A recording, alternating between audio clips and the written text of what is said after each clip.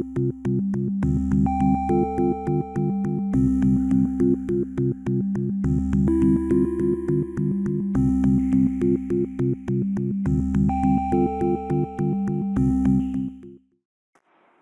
evening. I'm calling to order this meeting of the Arlington Select Board on Monday, March 9th, 2026. I am Select Board Chair Diane Mahan. To my right, your left is John Hurd. Eric Helmuth. Jane Morgan. Steve DeCoursey. James Feeney, Town Manager. Michael Cunningham, Town Council. Ashley Marr, Board Administrator. Tonight's meeting is being conducted in a hybrid format, consistent with provisions in state law for remote participation in public meetings. Before we begin, please note the following. This meeting is being conducted in the Select Board chambers and over Zoom. It is being recorded and simultaneously broadcasted on ACMi. People wishing to join the meeting by Zoom may find information on how to do so on the town's website. People participating either in person or by Zoom are reminded that you may be visible to others and that if you wish to participate, we ask you to provide your full name and place of residence in the interest of developing a record of the meeting. Both Zoom participants and persons watching on ACMi can follow the posted agenda materials found on the town's website. Specifically, go to the Select Board Agendas and Minutes page. If technical difficulties sever the remote connection to one or more participants and efforts to reconnect within a reasonable period of time fail, the in-person meeting will continue at the discretion of the chair, provided that a quorum of the board is physically present. Zoom participants are encouraged to retain the phone number provided in your confirmation email backup for backup audio connection to the meeting. There will be the following opportunities for public comment tonight at tonight's meeting. We have several warrant article hearings, and I'll elaborate more in terms of the 4-minute time for the presenters, the proponents, and the up to 3-minute time limit for members of the public in person or at Zoom wishing to speak. If you are attending by Zoom and you want to participate, please raise your hand when I announce that public comment is open. If you do not know how to raise your hand in Zoom, now would be an excellent time to Google for how to do so. As Mr. DeCoursey would say, let's see how much of the town's business we can get done tonight. First on the agenda is a discussion and approval fiscal year 2026 water sewer rates. I'll turn to our town manager, Mr. Feeney, invite our DPW Director of Public Works, Michael Rademacher, to join us. Thank you, Chair Mahan. As you noted, we do have Director Mike Rademacher joining us this evening for the annual water and sewer rate setting. This will be in effect, if approved by the board, as proposed for fiscal year 27. So these would be the rates that start as of July 1st, and I believe that would be for water that gets used in the upcoming quarter this spring. With that, we do have the director's recommendation in the form of a memo in one meeting this evening, if the public is looking to follow along. But with that, I will turn it over to Director Rademacher to talk about the rate-setting process and what that exercise looks like, because it's based on a budget projection as well as a model of how much water we expect to be used in the coming year, which is obviously an estimating exercise. Thank you, Mr. Feeney and Madam Chair and members of the Select Board. As Mr. Feeney mentioned, I have a memo drafted with the recommended water and sewer rates, FY27. The process by which we develop these rates is an analysis of next year's proposed operating budget, and as well as an estimate on sales consumption. So the budget is fairly straightforward. We look to anticipated costs, which is heavily influenced by the MWRA's assessments. They make up a large portion of our budget. And then second to that are incidentals and salary and operating expenses. And once we have that number at a comfortable place, we then look to estimate what our consumption would be in the coming year. And to do that, I look back in the past 5 years of water sales, and I will eliminate the highest consumption number and the lowest, and then average the remaining 3 to come up with an estimate of what next year's consumption might be. And even at that, It's still heavily influenced by weather patterns, so forth and so on, but it's how we develop a proposed consumption. So based on next year's proposed budget and that consumption estimate, we're proposing approximately 4.5% rate increase, 4.49 for sewer and 4.48 for the water rates for FY '27. Okay. With that, I'll turn to my colleagues for any questions, comments, or a motion. If I could just ask Town Manager, Feeney? clarifying question. Thank you, Madam Chair. So, Director Rademacher, I understand this. We've received our preliminary water and sewer assessments from the MWRA. Is our experience that their estimates are conservative, aggressive, or do they generally hold true when we get our final estimate?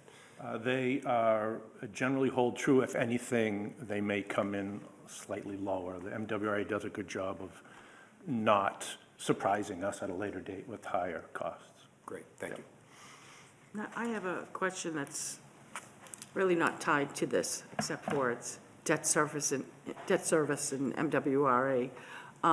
Just moving forward in the future, it's my understanding, and it doesn't mean my understanding is correct, but our DPW director's on the advisory board, that the 10-year debt service for MWRA is now cycling up, and there are some major projects coming off of that. So nothing tied to this, but moving forward, if it's appropriate, that's something, I know you're keeping your eye on that, and will let us know. And of course, what am I banking on? I'm thinking of the LWIFE and the CSOs. And you've done a great job. I've gotten feedback from, I had a union meeting, and I'm not going to say the gentleman's name, but he's definitely tied with the unions, and said that you outlined on that particular issue very eloquently in terms of, what the issues Arlington was facing. So moving forward, because I see, the debt service that's in here also includes our DPW facility. So, and of course, I'm not in favor of raising rates, but we do have to, so I certainly am in favor of increasing the water rates at 4.49% and sewer rates at 4.48%. So I'll turn to my colleagues. Mr. Helmuth? Thank you, Madam Chair. I'll move approval, and I just wanted to have a question about the excellent memo. You noted that water sales, as it were lower, and is that conservation efforts? Is that other factors? I'm just trying to get an understanding of why that is. I'm not bothered by that. It's good news, but yeah. I think there are several factors at play. I think there, as rates go up, folks may look to conserve. As homes are renovated and or built, they're built with more energy-conserving or water-saving fixtures, shower heads, toilets, and whatnot. And I think we've had some weather events where the summer has started wet. So in a prime planting season or watering season, we may not have had the significant demand that we've had in some years past. So all those things influence the consumption. Speaking as an avid home vegetable gardener, I can relate to that final point. And if my calculations are right, you helpfully gave this is just for the public's information, an average for the average Arlington home use of 60 cubic feet a year. This would be about a $54 increase in the water bill, if I'm reading that right, right over the For the course of the year. Yeah, over the course of a year. Yeah, sorry, $54 per year. Yeah. Yes. Thank you. Thank you. Mr. DeCoursey. Thank you, Madam Chair. I'll second Mr. Helmuth's motion. Thank you, Mr. Rademacher, for the presentation. Sometimes they ask about the math here. On the 1 CCF is 100 cubic feet of water, which is about 748 gallons, right? Correct. So when we do this average, if you're an average user at 60 CCF per year, it's about 45,000 gallons of water that you're consuming. I'll trust you. I think, just to give people an idea of what it is, yeah. It's a lot of water. It's a lot of water. Yeah. And a lot of this is, as you said, the MWRA dictates a lot of these charges. And just wondering, in recent years with upgrading on metering, is there less unmetered water or losses because of that? We are seeing a reduction in what we call unaccounted for water. So we buy a certain amount of water from the MWRA and we sell a certain amount, and there is a discrepancy.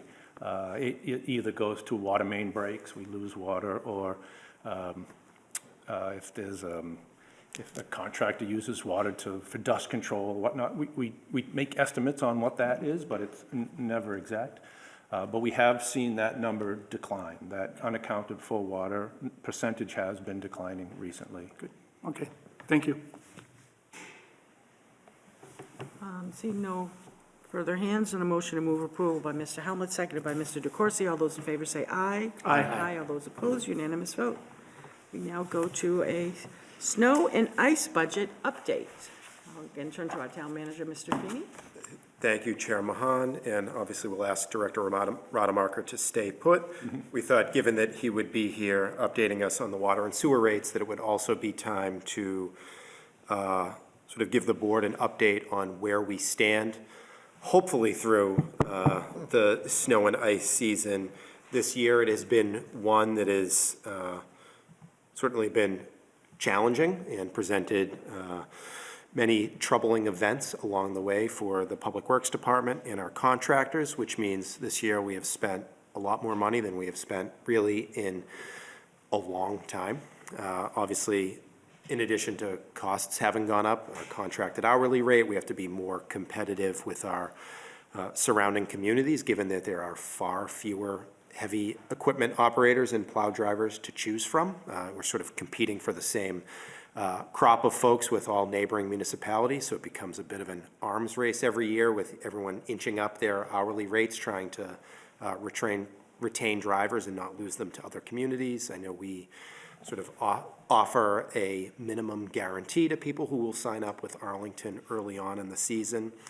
But all that to say, I'm certainly very grateful to our Public Works Department. We had a number of very long duration events this year. You know, we saw many 24-hour plus events, some that went upwards of 40 hours, where we were requesting people to stay and work in service of the town continuously for 40 hours. So a lot of people answered the call this season, and it was something that is sort of out of the ordinary in a way with just how many events we had to respond to.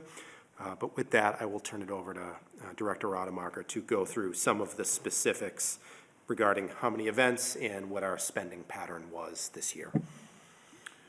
Thank you, Mr. Manager, Madam Chair, and the board. So as Mr. Feeney explained, it's been a challenging winter, not the most challenging, but in recent history, certainly it has been.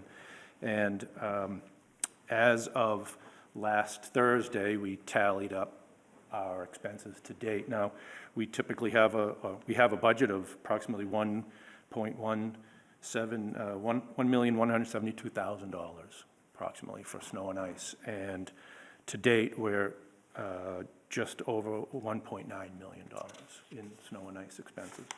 And that breaks down in rough categories as follows: approximately $613,000 in salt, $90,000 in vehicle parts, repairs, maintenance, and miscellaneous supplies, $555,000 in DPW overtime expenses, oddly enough, $555,000 in contracted plow costs, and $78,000 in snow removal when we work overnight to clear Mass Ave, Broadway, and other areas. That cost us this year was $78,000. And then we also, because we lost our snow storage area adjacent to St. Camillus, we're bringing snow to the Public Works yard, and we don't have as much space. So when we were buried with snow, we had to rent we contracted with a vendor that could melt the snow. And we spent about $45,000 melting snow, so we'd have more room to bring more snow back to the yard. So those categories totaled approximately $1.9 million that we're at, roughly. And it'll probably be over 2 million, you think, by the end of the season? God willing, maybe not. Okay. It's still March, so you never know, but based on today.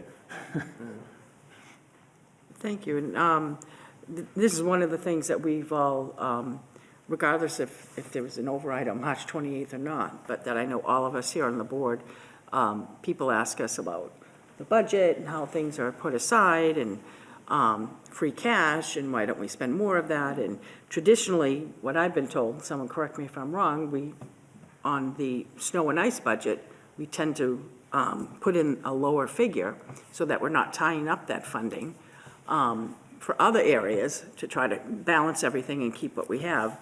But there is, whether you want to call it unencumbered funds or free cash, money there that the Finance Committee oversees. And it's just, this is a good case in point of why we don't completely spend down all these different accounts, including free cash, which a lot of people, which is a crazy name, but it's called free cash for this very purpose, that, it's 1.1, we're at 1.9, we have to pay it. The snow was here, the ice was here. I do want to thank, another question we've been getting a lot of is, what do we have for equipment? And last time I checked, and I checked with the DPW directors, it's still what everybody wants down the street, the snow fighter. There's about 12 of them, and I'm like, yeah, but are they all functioning? And they are, they're all in service. But those really big snow fighters, which when I first got on the board, I took a ride in one of those, and I was so excited, saying, this is great, I'm gonna be so excited. And I went with Herbie, who, you probably remember him, but a lot of people don't. And we were backing up Columbia Road, and he's spraying the sand, and he's saying to me, and I know he didn't need me to tell him, but he's like, how much space I got on your side there, Mahan? And I'm like, about 1/4 inch, between the car. It was very scary. It's not a fun job, but anyways, so I digress. We don't need to, there's nothing to vote. Mr. Rademacher? Yeah, sure. I actually did leave out one portion of this data, is the number of snow and ice events and the number of snow recorded to date. So we've had 23 events. We consider an event anytime we have to respond, whether it be for icing or plowing or whatnot. So we've had to date 23 and approximately 56 inches of snowfall. Mr. Feeney? Thank you, Mike. I think that is, Director Rademacher, that's an important figure. What we've seen on average the past handful of years is usually around 14 deployments. So this is a significant number of deployments this year, starting back in early December through now. It's just like this constant, like every week there's something, and it seems to always come at the worst possible time, right? It's overnight hours, and we're, forced to hold over folks from, their daytime shift, knowing that if they were, to head all the way home, we may not get them back in time. So a lot of opportunities for us to be forced people to hold over, stay after their shift, and work through the night. So, very grateful that this season was very demanding, but aside from the occasional email with someone unhappy about what the end of their driveway looked like when one of those snow fighters passed through, very grateful to the Arlington community for their patience, but also their gratefulness for the services they received, and the DPW did such a good job this year. We're not going to talk about the water main breaks. So with that, we'll thank Mr. Rademacher. Saw you 2 meetings in a row. We're going to leave you alone for a while, I hope. Thank you. Good to see you. Good night. Next, we go to agenda item 3.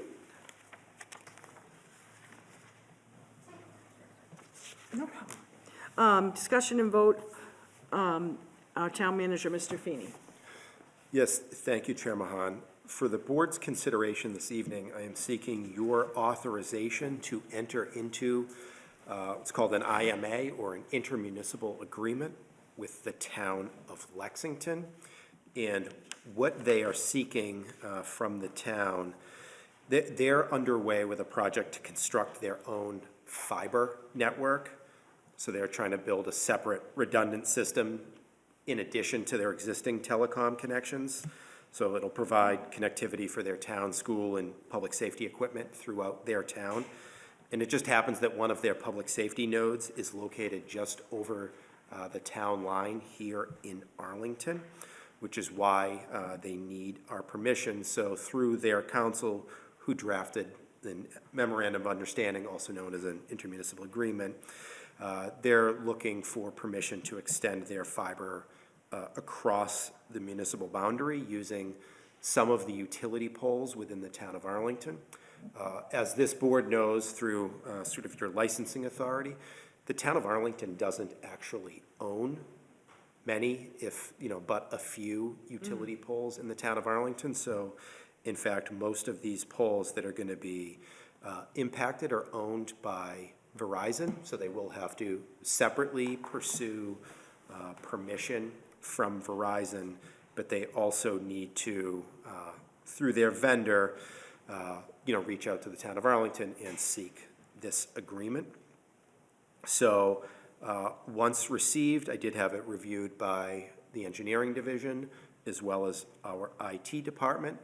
The town's networking vendor, we use LCN Networks, as well as the legal department, and we found that there were no potential red flags or pitfalls. This is just something that would sort of dot the i's and cross the t's, as they say, to make sure everything is in place for them to string some fiber on cables along a few poles on Appleton Street. So where you have the sort of primary regulatory authority over the public ways, and where the MOU or IMA as drafted is seeking to authorize myself as town manager to enter into the agreement, I brought it before the board this evening to seek your authorization before doing so I can act as your authorized agent. Thank you. Attorney Cunningham?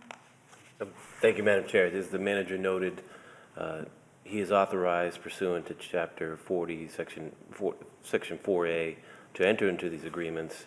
However, as he also noted at the beginning, to do so under that statute, he's required to come before this board for its approval to sign this document. Thank you. I'll turn to my colleagues.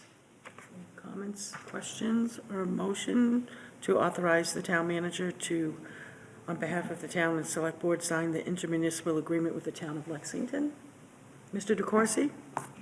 Thank you, Madam Chair. Yeah, I'll move to authorize the manager to enter into the agreement. And just, maybe not surprising, I drove the route recently, and there's one double pole on the route. So if it is going to be further burdened, if that Verizon, it's probably the fourth or fifth one up Hibbert Street, if they can be notified as part of that, because that will be further in infrastructure, and they should be replacing the pole anyway.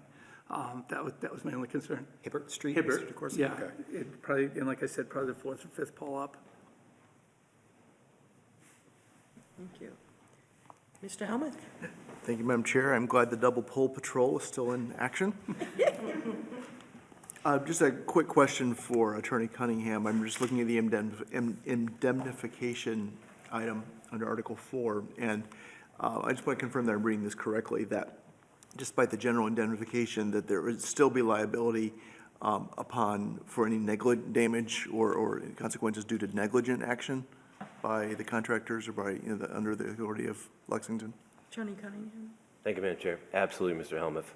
And to the extent permitted by law, language was essential to ironing out the details of this agreement, because as you know, there are limited circumstances, if any, when a municipality can indemnify anybody. So to the extent permitted by law, language was essential, and really the position is to the extent the law dictates that really can't. Yeah, But yes, the negligence will be covered. I second the motion. Thank you, Mr. Helmuth.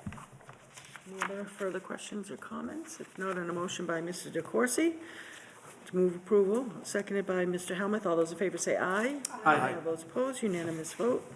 Go to agenda item 4, a letter of support for the Housing Corporation of Arlington's proposal. Had a conversation with the acting town manager last week, Ms. Bongiorno, as well as our town manager, Mr. Feeney, today. We got a request last Monday, but they need it by March 14th. Originally, they said they needed it by March 9th, and I told them that couldn't be done because it has to be on a meeting. Planning department manager and legal needs to look it over, but I believe all that has been done. Ms. Marr, did That's correct, Mrs. Mahan. What's before the board is a draft letter that has been reviewed by all departments for a letter of support for the new proposal for 40 affordable houses known as Emma's Court. Any questions, comments, or a motion to approve the letter of support?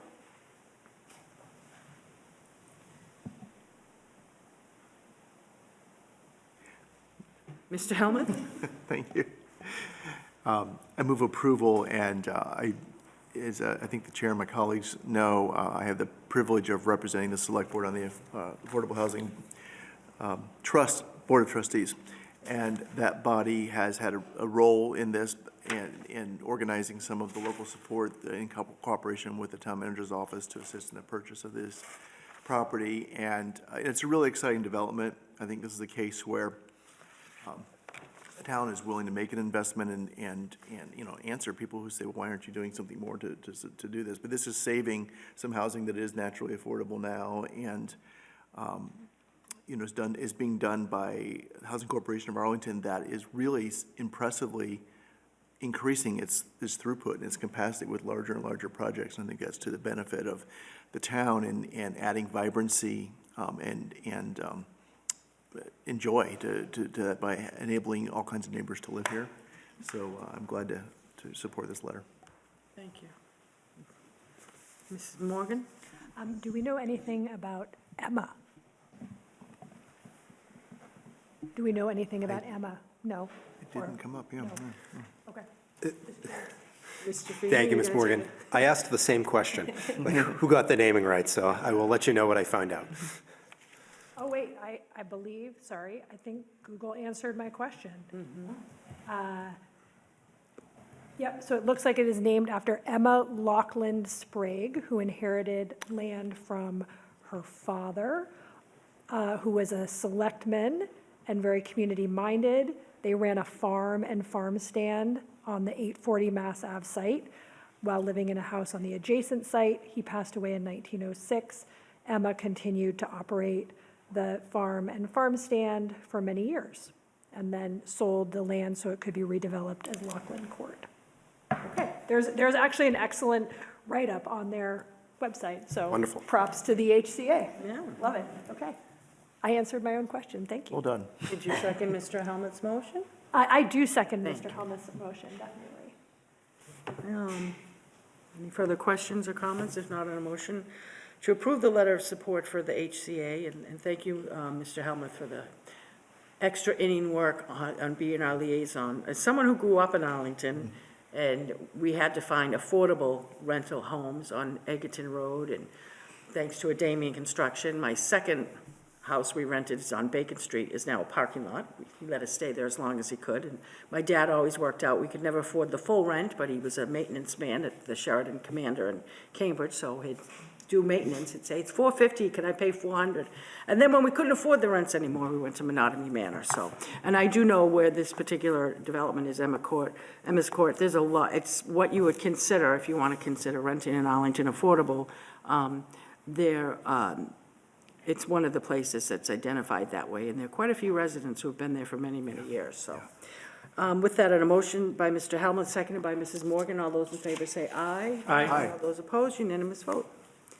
Now go to consent agenda, request special one-day beer and wine license, March 19, 2026, May 21st, 2026, June 18, 2026, at Maxima Gift and Book Center for wine tasting. And request special one-day beer and wine license, April 11, 2026, at the Leslie Ellis School Gymnasium for the Leslie Ellis Spring Benefit for Tuition Assistance.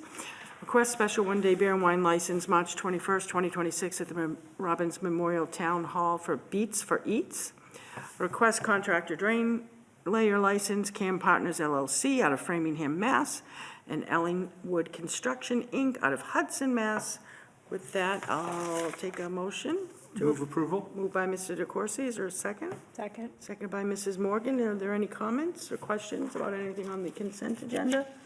If not, on a motion by Mr. DeCoursey, second by Mrs. Morgan, all those in favor say aye. Aye. All those opposed, unanimous vote. We now go to our appointments for Transportation Advisory Committee. Christina Osborne, term to expire January 31st, 2029. You could. Now, Chair, Mr. Stubby. You could just say your name and affiliation for the record. Christina Osborne, Arlington. I'm Jim Stubby, I live on Edge Hill Road, Chair of the Transportation Committee. And if you could, we do have the materials that you submitted, and were submitted on your behalf, but for everyone in the chambers and watching at home, if you could just give a little brief synopsis of how we got you interested in this and willing to volunteer, because we can't afford to pay you, your expertise on this all our committees, but definitely very important Transportation TAC Committee. Sure. I originally got interested in the Transportation Advisory Committee because I'm a multimodal transportation user in Arlington. I have a young daughter, and we walk and we bike and we take the bus and we drive. And when there was an opening on the committee, I applied. And for the last year, I've been a associate member. And so when this position opened up, I thought it was a good opportunity to become a voting member. Thank you. Would you like to add anything? Sure, she's actually been participating in some of our working groups and everything, and it's been a consistently thoughtful presenter and participant. Everything else, that was part of what motivated us to nominate her versus some of our other ones. Well, I'm really excited. I'm hoping we can continue on with what we really rely on our Transportation Advisory Committee to do, which is to think ahead and get things done before a situation comes up, but also reacting to when we do have pedestrian incidents and/or other modes of transportation incidents that need to be addressed. And we look to you all and your expertise time and time again. And I know it's one of the things I've yet to, in all my years on the board, and including my colleagues, yeah, one person never heard a person say to me, well, do we really need a Transportation Advisory Committee? It's mostly, how do I get in with that TAC? Can they help me? So you definitely have good name recognition, as well as an awareness that you all, again, a group of volunteers, do so much to make this the kind of town that we enjoy living in and want to feel safe moving around in. So with that, I'll turn to my colleagues. Mrs. Morgan, would you like to make the motion as our liaison to Transportation? I would love to, yes. I make the motion that we appoint Christina Osborne to TAC with a term set to expire on January 31st, 2029. Seconded by Mr. Hurd. Any other further questions or comments? If not, on a motion to approve, Ms. Osborne to TAC by Mrs. Morgan, seconded by Mr. Hurd. All those in favor say aye. Aye. All those opposed, unanimous vote. Thank you so much. And thank you to your family. Thank you. Yes. We will now go to warrant article hearings. As I said at the beginning, we have 2, 4, 6, 8 warrant article hearings. Each person proposing the warrant article will have up to 4 minutes to make their presentation. Any members of the public here in the chamber or at home joining us virtually by Zoom, if you would like to comment on any of the warrant articles, you can do so when I open up for public comment by raising your hand physically or virtually through Zoom, and you have up to 3 minutes. I'm going to take David Morgan's from the Planning Department, his 4 warrant articles first altogether, and then I'll go to Articles 6, 14, 22, and 23. But I invite Mr. Morgan to come up and speak to whatever order you want to speak to them in for 8, 9, 10, and 11. All right. Good evening. David Morgan, environmental planner. I'll start with number 8, the regulation of outdoor lighting. We have an existing dark skies bylaw on the books, and the reason that this crossed my desk was that there was a number of incidents that passed through the Conservation Commission where people wanted to install new lighting. It was inappropriate for the sites. One of them was just off of Mass Ave in a location where a new development had just gone in. It was sure to have an impact on the resource area and also to bother the neighbors who were just about to move into this nice new building. And so we had to walk that back with the applicant, and ensure that it was appropriate lighting. And so that was one of a couple of instances that came up in recent months where it became apparent that the dark skies bylaw, as written, was lacking in that it didn't have performance standards, it had very few definitions, it was not very closely aligned with the international dark skies model bylaw, and the main motion language that's been submitted is an attempt to get closer to that without overburdening the whole system. You would not believe how in-depth this stuff goes. The model bylaw, I think, is over 100 pages. We've gotten this down to, well, just over 3. And the attempt here is to add definitions, add performance standards, and give a clear permitting pathway for those who want to install newer, different lighting. I've met with inspectional services already. They have permit changes in mind that they can easily enact. We wanted to get this down to a simple equation for folks who are applying for permits, and it's number of proposed lumens per square foot of lot size, and if you come in under 5 or 5 or under, then that's an appropriate level of lighting for the site. And that's the, those are the important points of the bylaw, I think. I'm happy to answer questions about its content. Okay. What I'd like to do is first take the public comment, and then when I turn to my colleagues on the board, unless they ask someone a direct comment, it'll, won't be a back and forth Q&A. It'll be a discussion and then a motion. So first, if there's anyone here in the chambers who would like to speak on Article 8, if you could raise your hand. If there's anyone joining us by Zoom who would like to speak on Article 8, please raise your hand in the Zoom option. Seeing no hands raised. Seeing no hands, I'll now turn to my colleagues. With any questions, comments, or motions? I will say, as a town meeting member in Precinct 14, and I'm running for re-election. It's 5 of us, 4 seats. I did hear from 3 residents of Precinct 14 who asked me to consider and vote this as a member of the Select Board as well as a town meeting member downstairs. So with that, Mr. Hurd? Move positive action. Move approval by Mr. Hurd. Is there a second? Second. Seconded by Mr. DeCoursey. Attorney Cunningham. Oh, I should have done Attorney Cunningham in that house. I will. Thank you, Madam Chair. Before the board acts, I just wanted to note that in the draft language that is before the board in the report that is part of the memorandum, the materials is available to the public, there are 4 references, 3 in Section 2 and 1 in Section 3 that reference the date June 30th, 2026 for applicability.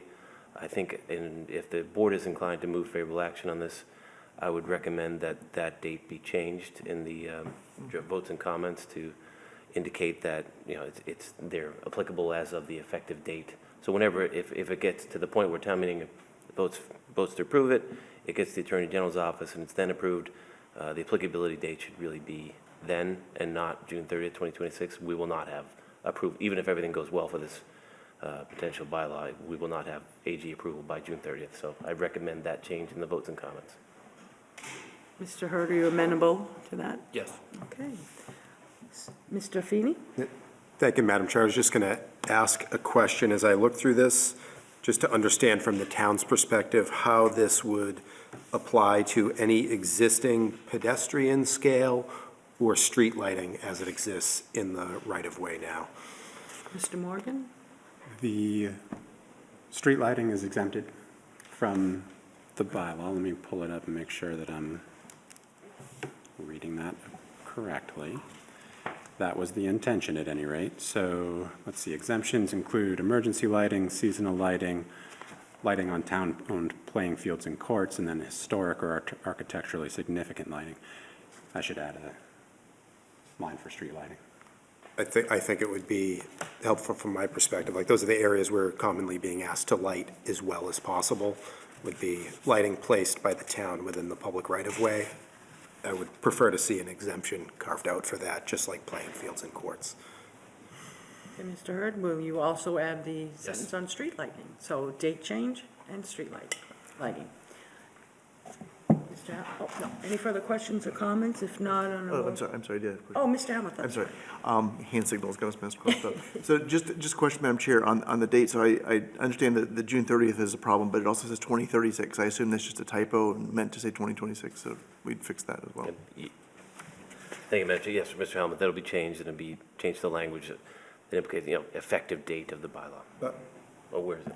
My apologies. I think that reference in section 2, subsection 2C to 2036 may in fact be accurate, but I would defer to Mr. Morgan if that is in fact the case. Yes, correct. The goal is to bring the lighting into compliance within a decade. Oh, that's a goal date. For existing lighting? Yes. But it would imply immediately to new lighting going in? Yes. Yeah, okay, thank you for the clarification. Good team effort there. No further questions or comments on the motion for favorable action with those two amendments on the date and adding the street lighting language by Mr. Hurd, seconded by Mr. DeCoursey. All those in favor say aye. Aye. All those opposed, unanimous vote. Now go to Article 9, bylaw amendment, native plantings on public lands. Again, Mr. Morgan. Very good. This was an item that I have had on my to-do list really as long as I've been with the town. It's been something that the community has requested. It's something that many other municipalities have in place already across the state. And so the crux of the matter here is to ensure that plantings done on town-owned properties are native and/or climate adaptive, such that we have added habitat value, more biodiversity, a lower maintenance cost, fewer replacements, and so on down the line. There are exceptions or allowances, I should say, for up to 25% non-native, non-invasive plants on any property where the town holds an interest, and that's for flexibility in terms of really any cause that you might seek to use a different type of plant in that instance. There are additional considerations here. One is prioritizing straight species. This is to avoid cultivars. Any horticulturally produced plant would not necessarily have the same benefits as a straight native plant. And would like to mention here that further down the line, you'll see that street trees are exempted from this requirement, given the flexibility that that job demands. But the tree warden specifically requested that he have additional flexibility in terms of prioritizing straight species. It's very hard to get a suitable street tree, and they're not always appropriate, given things like salt tolerance and heat tolerance and so forth. I mentioned up front that prioritizing climate adaptive species was included here and is an important fact to mention. We are looking to the future with this one, knowing that our normal climate that we more or less grew up with will not be the same by the, well, let's just say a couple decades from now. We'll be looking at much more like Baltimore's climate a couple decades from now. There are some species that do well in both contexts. There are some that we'll need to ensure will do well for years down the line. So planting climate adaptive species now, you imagine you put a tree in a public park. It has a 30 to 50 year lifespan. It needs to weather all of those changes. And so there are many considerations that go into that, but this law would ensure that we're making the right investment in that tree. Section 5 speaks to neonicotinoids. These are systemic pesticides that, in lay terms, essentially kill pollinators, and their use is less than advantageous to what I think of our environmental goals being, and certainly wouldn't want to have this inadvertent harm done as we're doing plantings around town. I've spoken with Department of Recreation, Department of Public Works, Facilities, obviously my own department, Planning and Community Development, about any possible adverse impacts that this might have. Everybody's had their say in terms of modifying the language here, and we've carved out certain exceptions, like I noted the street tree exception. We talked about sports field surfaces, the community garden beds, such as at McLennan and elsewhere. We've also included exceptions for ornamentation, so where we have planters with annuals in town center, for example, those do not have to be native species. And finally, at E here under section 8, landscapes of historical significance, that's a direct reference to town gardens, but there may be others that we want to prioritize as culturally significant or historically significant and not adhere to this bylaw.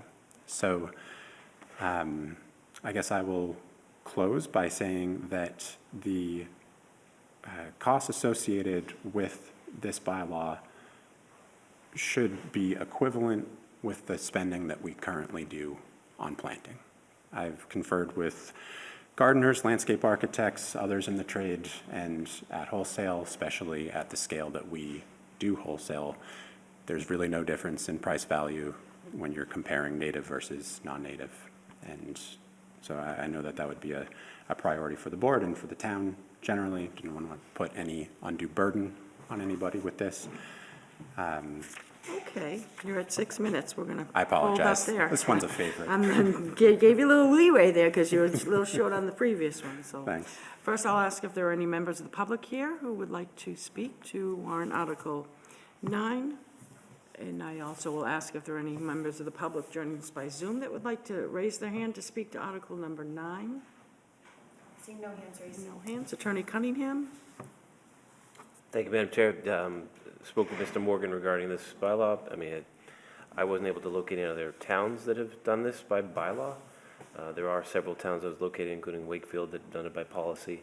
There are several cities that have employed this by ordinance, although I think in terms of sending it to the AG, I think it's pretty low risk. I think this is something that is permissible for towns to do via bylaw if they so choose. Thank you. Mr. DeCoursey? Thank you, Madam Chair. Just a couple of questions for Mr. Morgan, and one, just so I'm clear on this would just apply to town-owned property and plantings by town departments and/or committees? Yes. Okay.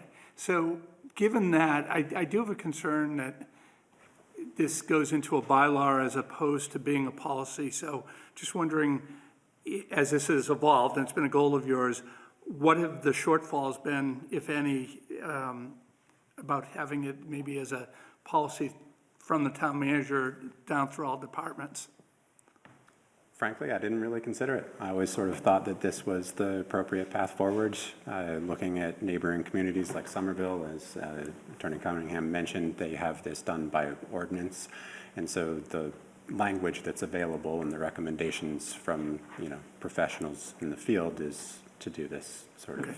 at that level. Yeah, and I understand the objective. It's just, I'm not aware of any bylaws that just apply to town departments as opposed to the public at large. And so that's where I think the idea or the objective here is solid. I just wonder if it can't be done more administratively as opposed through a bylaw. I did throw that as a question. I don't know if anybody has any comments on that. Maybe Mr. Feeney could speak to that, because you do cite that no other town has proposed this bylaw, but I think you cite Wakefield had their Conservation Commission adopt this as a policy, and a few other cities or towns that have also done that.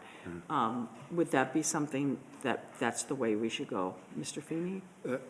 Thank you, Chair Mahan. First and foremost, I would just like to say, with respect to the draft as presented, it is incredibly responsive to the concerns that were presented by various departments during the process, whether it be for the town hall garden or for street trees or for certain recreational spaces. So just want to acknowledge that there was the opportunity to provide input, but this was only proffered as a bylaw, and I think that Of course, it certainly could be a policy and something I would support as town manager. I think that the only consideration there then would be, would some, future administration have the same values or desire to, sort of continue to maintain that policy in time. So I think that really what we'd be weighing now is, something certainly I'd be willing to endeavor to look at as a policy, but I guess it would not necessarily have the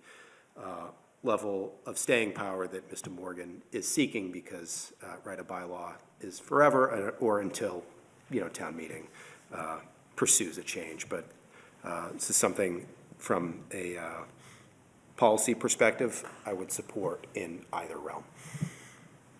Okay, Mr. Hurd? Yeah, I had similar concerns in that it's sort of solving a problem that doesn't exist right now. And certainly at a future time, if there was a town manager that had a different perspective, hopefully you're not going anywhere, but if the town, there's the will of the town to still have this sort of bylaw put in place, they could put it in at that time. I think it's a little bit, bylaws by trade are rigid, that you have to apply to them. And I also have a little bit of a concern that it kind of opens a door to similar, policy-oriented decisions coming up by way of bylaw change. It's like, well, we want to codify this policy that the town uses right now, and then, we'll have an influx of bylaws that kind of take a little bit of the decision-making out of the town manager. I definitely support it, and I think this one is kind of a no-brainer, and it's how residents will view it. I'm sure it would go through town meeting pretty easily. I also have concerns that, I think this is something that the town can have a policy that's how they work, and then if for some reason something about it, in a year from now changes and the town manager thinks he has to do not a U-turn, but sort of pivot a little bit, then he has the discretion to do so. So I do have that concern. Mrs. Morgan? Can you speak to how it would be enforced? Because that we want to make sure that we're not, we don't want to have bylaws that we don't have any intention of actually ensuring are being complied with, regardless of how much we agree with what it's seeking to do. Sure. So there's a reporting requirement for any department that carries out plantings or oversees plantings done by a third party on behalf of the town. Right, yeah, I saw that part. Yeah, so that is the long and short of it. We weren't trying to force anybody's hand. We weren't trying to burden them with additional reporting requirements that were onerous. And the idea was simply a voluntary compliance, seeing as we had sort of workshopped it with other departments, felt like we had their buy-in. Okay, so they don't actually have to submit the report, the departments don't? It's a requirement. There's no punitive measure to follow if they don't. Okay. So I guess I would look to Mr. Feeney to find, are we going to enforce this? Are we not? So, thank you, Ms. Morgan. I think your point is a good one because there may be a certain degree of absurdity to the proposition that if there were to be some sort of enforcement mechanism established here within this bylaw, that the town would in any way be in a position to begin fining itself, right? I do believe that to be a bit of an absurd proposition. So I think it's a point well made that with respect to enforcement, a bylaw would normally carry with it some really highly defined mechanism for a first offense, second offense, and what that mechanism would be. And if the town is not going to fine itself, then I'm not entirely sure what that enforcement mechanism would be, because that's what a bylaw would normally lend itself to in terms of a bylaw violation. Thank you. Mr. Helmuth? Thank you, Madam Chair. I think with respect to that last point, it's worth considering, but it's not uncommon for a legislative body to pass laws that constrain the executive branch. And I think that in Arlington's case, we don't do that very often because of the constraints of our charter, which is the Town Manager Act. And if this is the case, where our town council believes that this would be permissible, then I think it is appropriate to raise these operational and precedent questions too. And I think in my mind, I do support this, and I think for me, it crosses a certain threshold where I think it's worth making a general exception to our practice of being careful to how we constrain the executive. And I think with respect to enforcement, similarly at the state level, the legislature doesn't say that the executive branch, if it breaks the law, is going to fine itself. But there are mechanisms, and one of those is political. There's public pressure to say to us, as the elected executive branch of the government, hey, you're not following the legislative branch's bylaw here. There may be other remedies, but I think that it's there. It's a matter of public record. I think any select board would do well to listen to the voice of town meeting. And town meeting would have the power to change this or rescind it. So I think it is forward-looking, and I think I'm not surprised that Somerville has been out in front. I wouldn't mind joining them, because I think this is something that we have a very thoughtful environmental planner, first of all, and I'm very grateful to the work I see. I get to see some of that in some of my appointments here. And I think we do need to start grappling with our climate future. And this is, I think, a good attempt at doing that. If the board were to vote favorable action, if town meeting were to support this, I think we would need to watch very carefully how this goes, because it is new. But I have confidence that I think town meeting, this body, the town manager, would be happy to recommend changes. I'm also really glad to hear you and also the town manager say that this proposed bylaw is the product of a lot of negotiation, a lot of consultation with the departments. There's there's the 25% allowance. There's a lot of exemptions that are built in. From what I'm hearing, this has been the product of a good process, and I'm personally inclined to reward that. I'm going to go on a limb, Madam Chair, and move favorable action, and we'll see where that goes. Okay, thank you. Move favorable action by Mr. Helmuth. Is there a second? Really saying Or that going out on a limb is a second really bad pun. Mr. Hurd. I know. Yes. Mr. Hurd. I'll second. Thank I don't know how I'm gonna vote as a W member, but it's worth the discussion. Any further discussions? If not, on a motion of favorable action by Mr. Helmuth, seconded by Mr. Hurd, all those in favor say aye. Aye. Those opposed? No. No. 3-2. We will now go to Article 10. We'll again to our environmental planner, Mr. Morgan. Thank you. Just to make sure, this is the wetlands protection bylaw, correct? We're doing that one before Correct. the ticketing. Okay, very good. Conservation Commission would like to update its bylaw and regulations this year. There are a number of reasons for this and a number of priorities that have emerged from the permitting process, from hearings, from interactions with the public and so forth, as well as just administrative concerns that come out of my office. So in the first place, our fee structure is included in the bylaw. I think that's a silly thing to do, frankly. It requires going to town meeting every single time we want to change fees. We need to change fees probably this year, and it would be wise of the commission to move that into its regulations. So the main motion language you've received includes removing the fee structure that was in the bylaw, putting it in the regulations. Couple of administrative things here.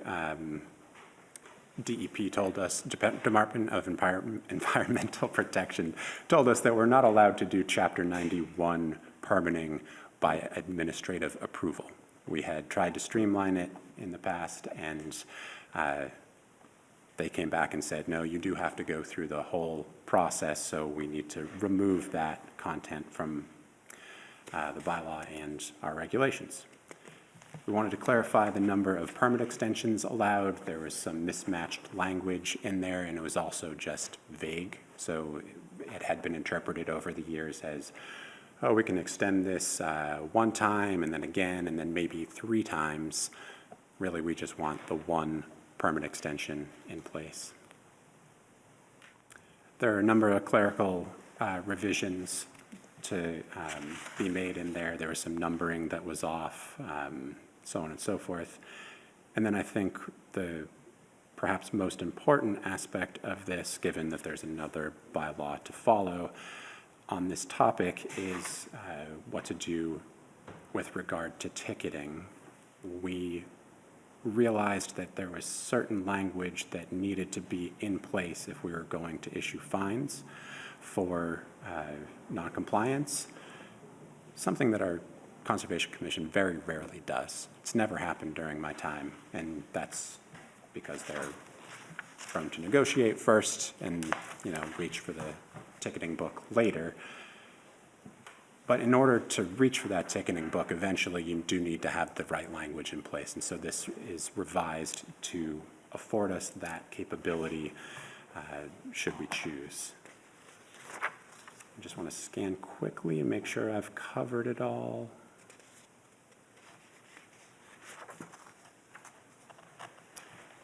I believe that is, there is one more thing about variances. This is just the most recent thing that got added. There is some more or less boilerplate language around waivers. And this was added by Nathaniel Stevens, our former chair, longtime member, environmental attorney. So I trust that this language is solid and reliable. It simply allows the commission the opportunity to grant waivers under certain circumstances. And I believe that's everything that's in the bylaw. Oh, thank you.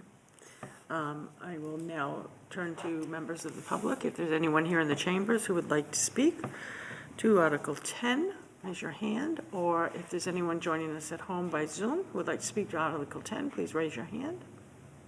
Seeing no hands raised. Attorney Cunningham? Thank you, Madam Chair. I just want to thank Mr. Morgan and the Conservation Commission for their work on this.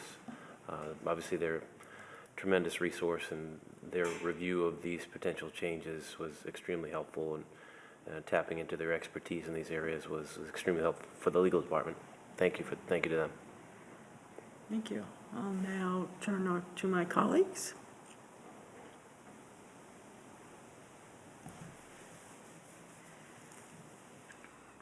They're thinking.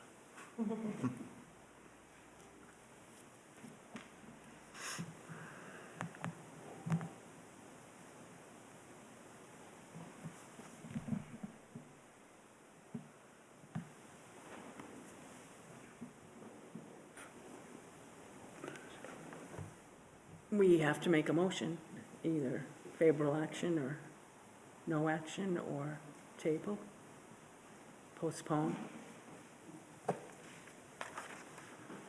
Mr. DeCoursey? Thank you, Madam Chair. I move favorable action. I think there's a lot in here to digest. I think what we've seen so far and what you've described, I don't see anything that stands out based on what Attorney Cunningham said too. There's a couple of questions we may come back with. One of them that I have just on the extension process, just trying to define the term unavoidable delay, because there's a couple of instances cited, but that seems somewhat squishy to me in terms of what would warrant an extension. I know extensions happen. When they do happen, there's often a lot of interest with it, but based on what I've read to date in the presentation, as I said, I'll move favorable action on it. Thank you. Mr. Helmuth? I'm happy to second that, and I agree too, there's a lot here, and, even after a couple or 3 readings of this, I think a little more time, just acknowledging that some board members may look at this just to make sure we get it right, but it's clear a lot of work went into this, and I'm happy to support it.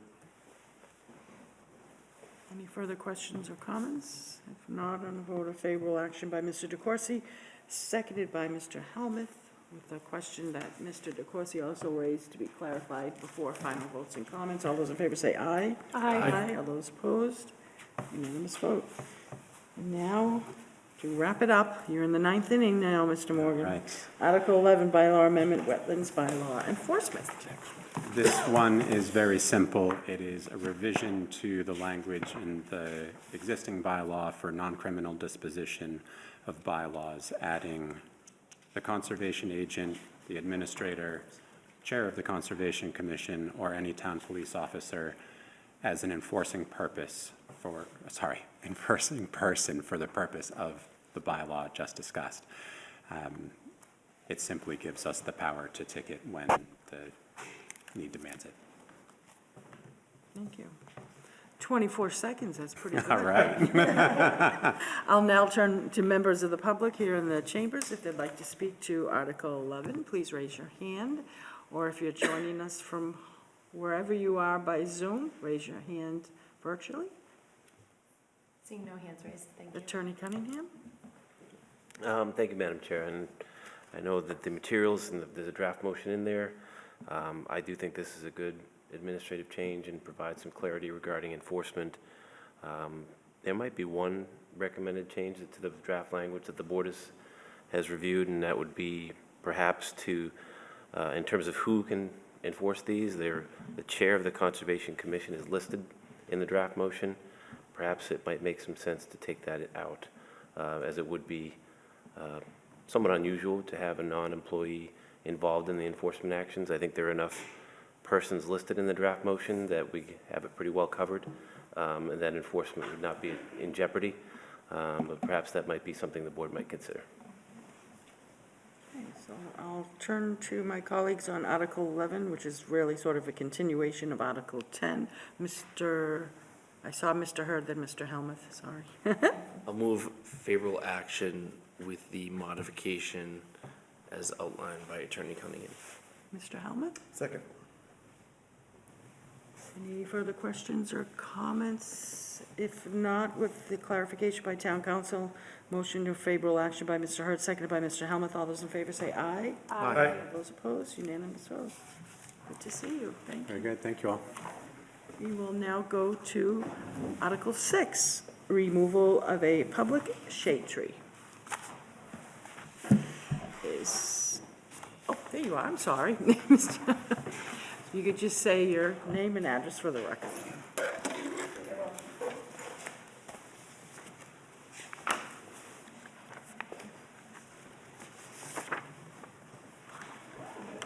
Paul Pandolfo, 53 Churchill Avenue. This is the shade tree we're talking about, and I think you're familiar with it, except for the snow photos. And this article is not about the board approving whether this shade, or actually the town meeting members approve it. It's about having them to give you a vote about their opinion, and it's 250 people. And it would be a non-binding advisory directive back to the select board, which would give you a clear indication how they feel about this. And many of these, and I want to thank the neighborhood, it's 50 people to date and counting. I keep on getting signatures where they approve of this tree. This tree is in my driveway. And this defect was not caused by me, it's caused by the town. When you take a permit, by the way, I don't really want to argue about whether you fellows and people, I really want to argue that the town meeting has a right to give their non-binding advisory approval to you. So, this warrant is a citizen's petition which is allowed, and the approval of the public tree is supported by nearly 50 neighborhood residents to date and counting. A non-binding advisory directive warrant article and a vote by town meeting would instruct the Arlington Select Board to consider the town's perspective and the will of the people. But it doesn't legally mandate a specific action by you, since you can it doesn't legally mandate a specific action allowing the Select Board. It does allow the Select Board to maintain their statutory authority over public shade trees. So the Arlington Select Board can legally allow this warrant number 6 to go before town meeting for their opinion and a vote up or down, even though the hearing Select Board has voted on this previously in a denial. So when a Select Board feels to follow, and by the way, I believe this is going to be remanded back to this board, whether it's through OML violations or possibly Massachusetts court. I want you all to know that a very unbiased bunch of people, the town meeting, how they feel about this. Not just, I'm sorry to say, the Arlington Tree Committee behind me, who are going to probably talk about this, they're very biased about this tree. So anyhow, this tree, I'm short 5 feet of the apron. And you're allowed by town meeting 20 feet. And we're right on the lot line, so I can't go over the lot line. And this defect is causing imminent danger when you enter and exit the driveway. Really, come over and use the driveway sometime and try to get out, especially in the snow. So the town meeting has a right to give you the opinion. Is that my time? No, keep going, I'm sorry. Oh. For the various things I've talked about. So I did advise the amended language for the draft, and it would be something like, if you are inclined to vote favorable upon this article, a draft motion sent to the town meeting may read as follows. And I'm not sure you all have this, but voted that the town hereby sends the Arlington Select Board a non-binding advisory directive and opinion for the public shade tree in front of 53 Churchill Avenue be removed forthwith. And I'm asking you to please consider this, the citizens warrant by me and the shade tree removal supported by most of the neighborhood to go forward to the town meeting for a vote. If not for my concerns, for the concerns of the neighborhood. Okay, thank you. So these, and it's only going to get bigger as the second photo on the left shows and get worse. And I'm not going away. And so far this tree hasn't been going away. And I thank you for your time.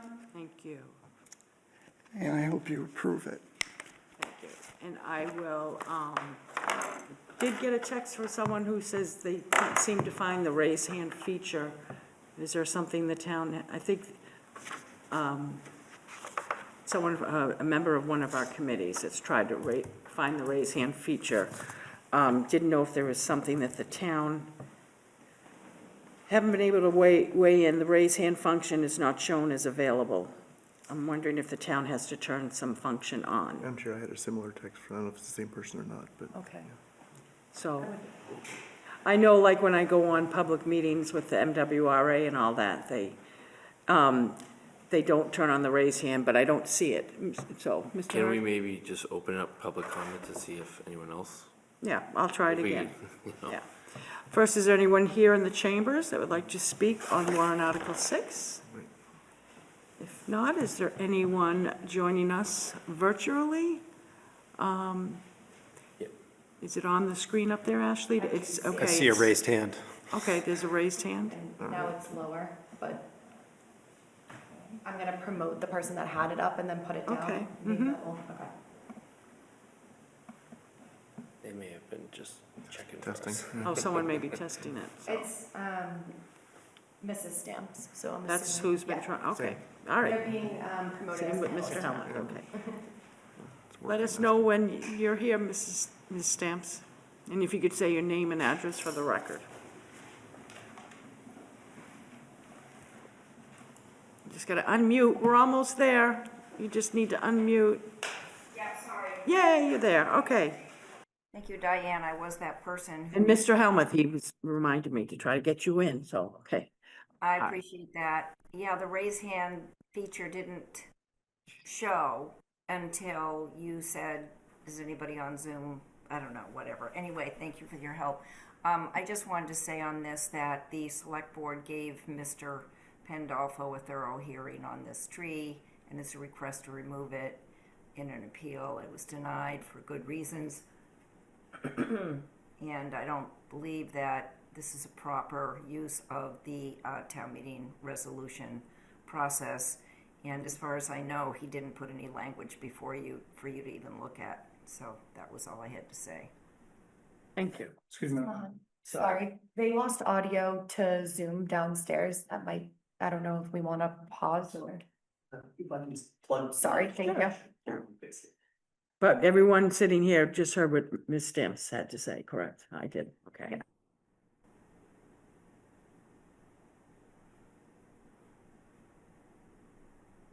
Go ahead, yes.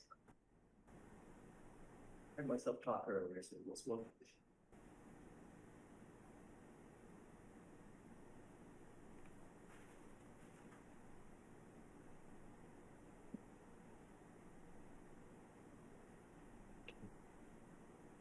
Can she hear us?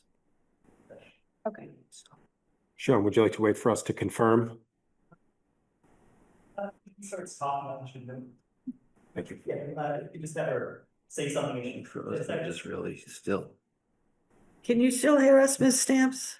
Yes, I can. Can you wait like 30 seconds? ACMI thinks they've established that they also can hear people speaking by Zoom. So we're going to use you as a test case to make sure. And if he Oh, can't hear you, he'll come running back up again. So I'll give him another few seconds to run down the stairs and not trip, hopefully. The only thing that ever works in computer repair, turn it off and turn it back. Unplug it, plug it back in. Pull out the battery. That's the other one. Okay, Ms. Stantz, if you could just give us your name and address and maybe a 2-3 sentence summation again. Yes, Susan Stamps, 39 Grafton Street.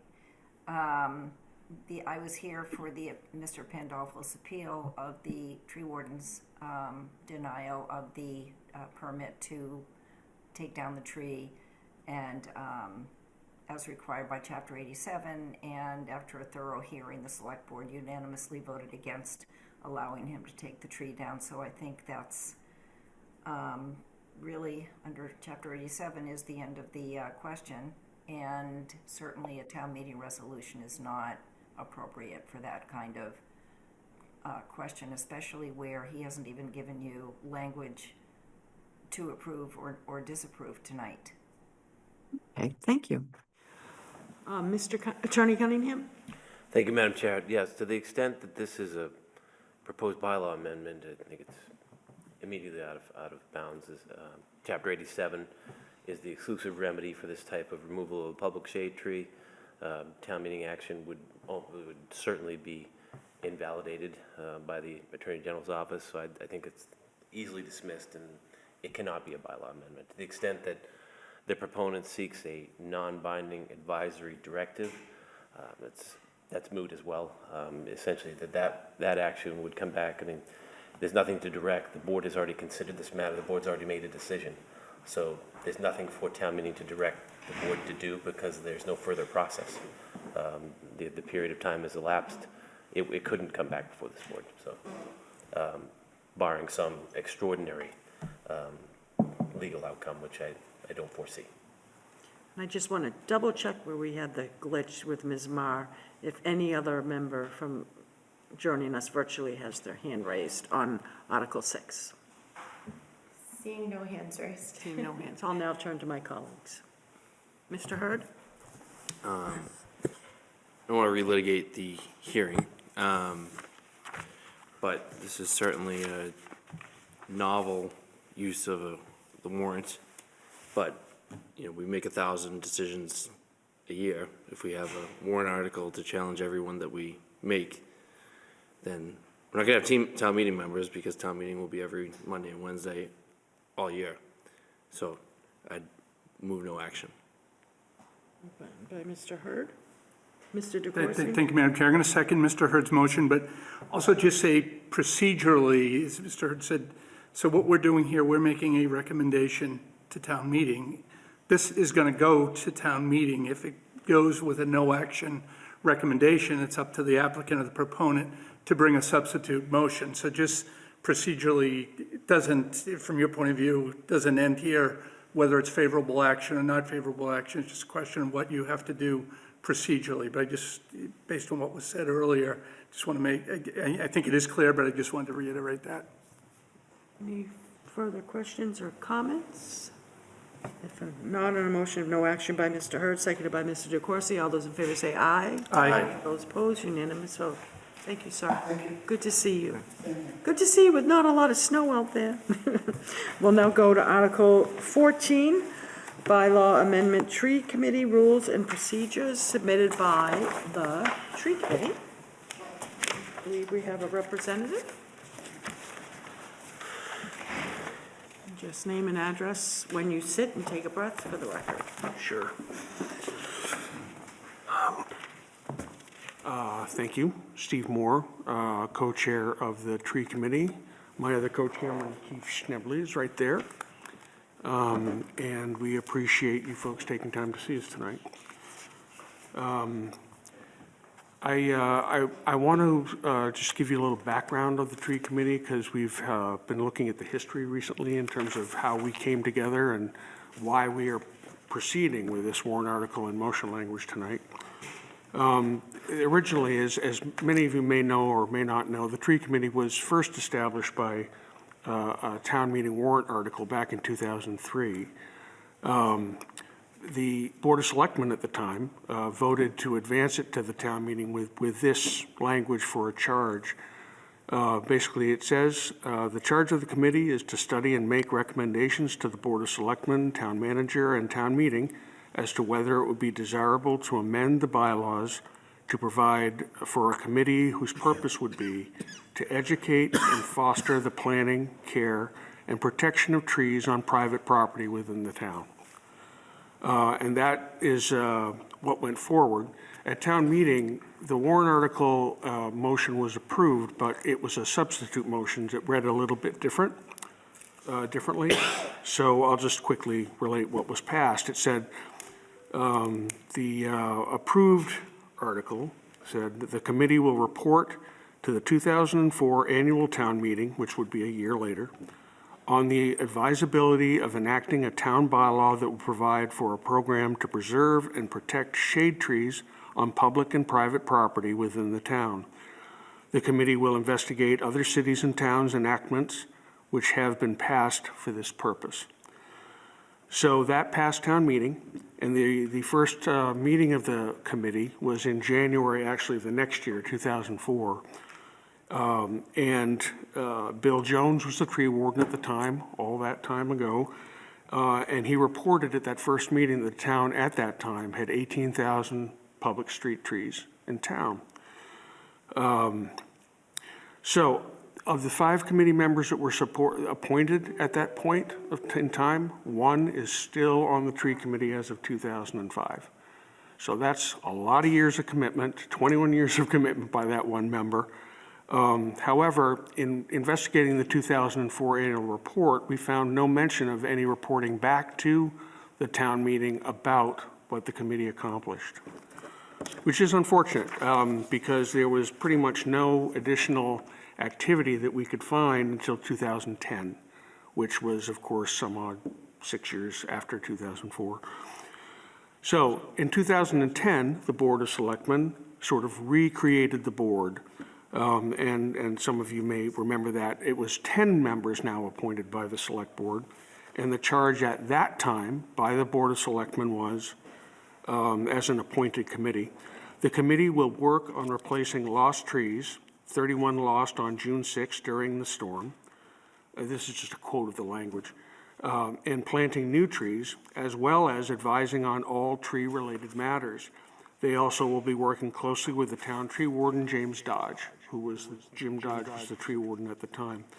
So they met for the first time the month after that, July of, or not month, but yeah, because that was done in June of 2010. They met in July 2010. There were 10 appointed members, and of those 10, 3 are still on the 2025 tree committee. So that's the history. A couple of constitutions, a little complex, and what we're trying to do is sort of straighten things out based on confusion here. So since 2010, the tree committee has been very busy. Over the past 15, 16 years, we developed and proposed to town meeting in 2016 a tree protection and preservation bylaw, which was approved and is now currently a bylaw in town. It's been amended 3 times since 2016, improved, so to speak. Supported the development of the 2017 town-wide public tree inventory, which is kind of the basis of a lot of our work, and the tree warden and the Department of Public Works works with very regularly. That's been a big help, the creation of that and use of that. We developed and established the community tree program, developed and established the Adopt a Tree program, and are working on developing what's known as the Back of Sidewalk Tree program, all things that are happening and ongoing and currently so. Okay, you're at 5 minutes, so if you could do a wrap-up sentence. Okay.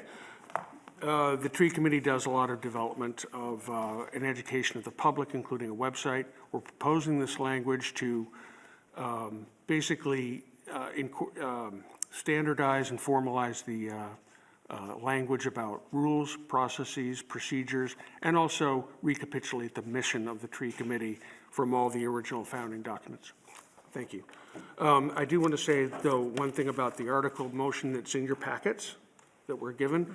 We are striking the first 3 words of the second paragraph of section 1. Okay. That's it. Thank So you. sorry for going over, Madam Chair. Nope, other people are gonna. Nope, you got it. I apologize. That's all right. I will ask both here in the chambers as well as at home on Zoom, first in the chambers, if there's anyone who would like to speak to warrant Article 14 to raise their hand. Just checking, is there anyone at Zoom? Seeing no hands raised. Not even the previous speaker, no? Nope. No, I don't want to. Attorney Cunningham? Thank you, Madam Chair. I thank you, the tree committee and the co-chairs who worked with the legal department regarding this proposed bylaw amendment. Its purpose, in my view, is really to formalize the membership, given the somewhat nebulous history of the tree committee. This will, I think it'd be helpful for the committee to have that membership formalized. It's not the intent of the bylaw amendment to change the purpose, the mission of the committee, or its authority, which I think is key to note. And I do want to say thank you for spearheading this. We've had at least 2 select board prep meetings where we've discussed this issue, and town council has certainly conveyed upon me the urgency to really, clarify this and tighten it up. I didn't realize the time has passed, how long we've had the benefit of having a tree committee and its different iterations of it. So, but I do appreciate town council relayed to me the need to really clarify this so that moving forward, it's, everything's set in rules, ready to go, no ambiguity. So I feel like I know everything there is to know about the tree committee. And I didn't realize it had different, I remember it from the beginning, but I didn't realize it kind of sprouted along the way, Mr. Helmuth. So, Attorney Cunningham? Thank you, Madam Chair. One last thing. It also doesn't change the appointing authority. That remains the select board. Okay, thank you. I will now, sorry to jump ahead of you all, turn to my colleagues for any comments, questions, or motions, which is really codifying the tree committee with formal rules, et cetera. Mr. DeCoursey? Yeah, thank you, Madam Chair. Just a couple of comments. I'm not going to make a motion yet. This might be my night to ask about bylaws, but, and I truly appreciate all the great work that the tree committee has done. I make an analogy to like the Transportation Advisory Committee that advises the select board or the executive branch. And I see the tree committee, through its work with the tree warden and other work or based on its creation back, even going back to 2010. So I see the need to be more formal in terms of how the members are selected and what the terms are. I just wonder where we're the sole appointing authority, and most of the activity, I think, comes through the select board or the executive branch. How you feel about using this language but having it as a select board committee, or you think it's preferable to have this out there on the bylaws? I ask as a question, any Sure. thoughts either way? Thank you, Madam Chair. We feel that this would, as you have just mentioned, clear up any ambiguity, confusion. It would be sort of a standard approach to how the committee functions, how it turns over, how we have sort of institutional memory consistency over time that we have managed to maintain unexpectedly. But also that the tree committee's activity and kind of mission have become broader than just advising the select board at this point. We try and work with the Department of Public Works. We help advise them. We have regular meetings with the director to make sure that we are working on things that matter to him and the department, and also raise issues to him up that we find coming through our work. We have a website. We have these programs that we administer, and this would be kind of an integrated, formalized approach. As you can see right now, under Title II, there's a number of committees which are there, many of which have various charges and various details about their process. We've gone with a kind of a general approach to keep it somewhat open-ended, understanding that still we are appointed and report regularly to you as needed, but this would just be a more, would help establish kind of a legitimacy and a formality to what we do. Okay. All right. And I appreciate the scope of work being different, because that is a way to distinguish it. Thank you for the answer. Sure. Mr. Helmuth? Thank you. A couple of questions. I know that Mr. Moore got in at the very end, requesting, I think, a change in the suggested language. I just want to be clear what that is. So you said second paragraph of section 1, is that the words all appointments and reappointments? Yeah, those three words. So what's the intent there? Well, as we were putting this together, with the significant help of those long-term members who have access to all the original documents and formulations, it looked like there was a bit of a logic inconsistency by talking about appointments as opposed to reappointments that would happen upon expiration. Clearly, it's not confirmed that people are going to be reappointed all the time. We know that.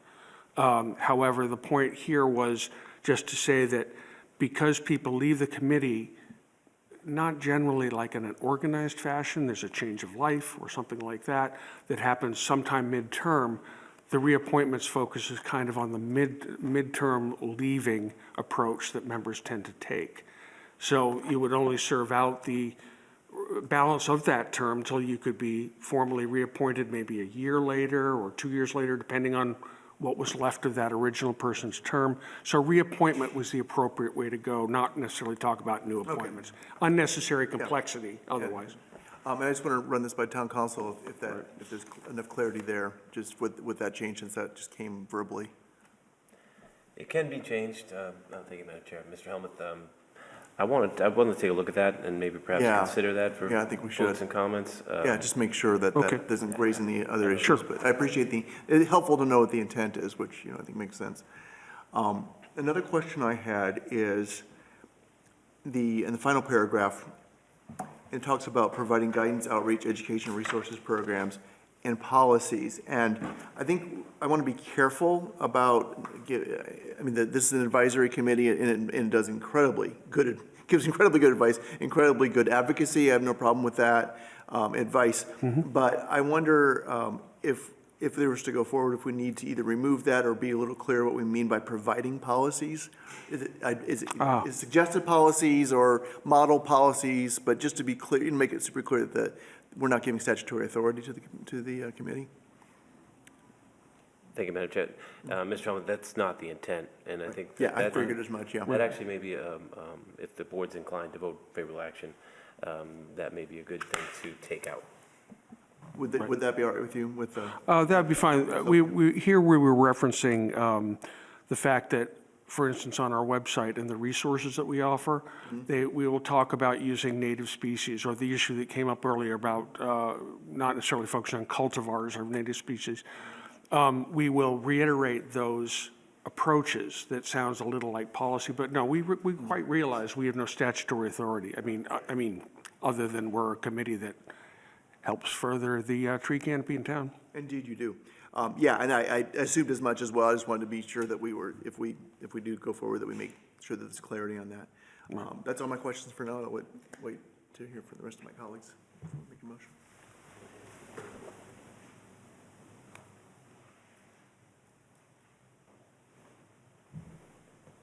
Okay, if there's any more questions or comments, or Move positive action.